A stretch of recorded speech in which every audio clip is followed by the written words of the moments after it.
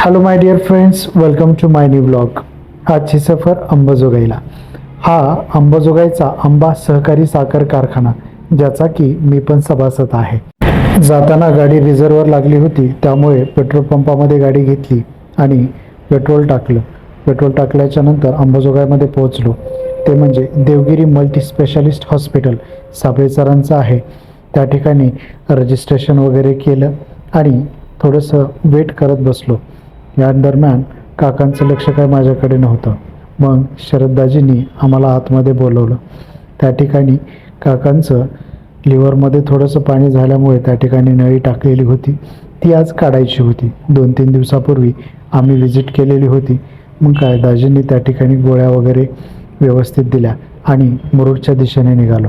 येताना ऊसाचा एवढा मोठा ढिगारा पडलेले दिसले. किती शेतकऱ्याचं नुकसान आहे. मनात खूप हळहळ व्यक्त झाली. ही शेतकऱ्याची गूढ ऊसामागलची कडू कहाणी आहे. त्यानंतर मुरुडच्या दिशेने निघताना खूप सारे खड्डे होते. या ठिकाणी मोदी साहेबांचीच आठवण झाली. पाठीचा पार भुगा वाजला. मग येताना काय शेटे साहेबांच्या रसवंतीवरती थांबलो आणि सुंदर असा रसाचा आस्वाद घेतला.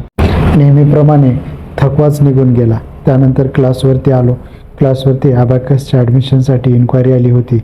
सुंदर असं त्यांना माहिती वगैरे सांगितली व ॲडमिशन करून घेतलं. त्यानंतर माझी बॅच चालू झाली. बॅचमध्ये गेम्स चालू आहेत. त्यामध्ये पार्ट्स ऑफ फ्लॉवर यावरती जीवितने सुंदर असं लेक्चर दिलं. जीवितचं लेक्चर झाल्याच्या नंतर आदितीने क्लासिफिकेशन ऑफ प्लांट्स यावरती व्यवस्थित डिस्क्रिमिनेशन दिलं. या ठिकाणी आजचा दिवस हा आपल्याच इम्पॅक्ट स्पोकन अकॅडमीमध्ये संपला. तर फॉलो करा, शेअर करा आणि सबस्क्राईब करा. थँक्यू.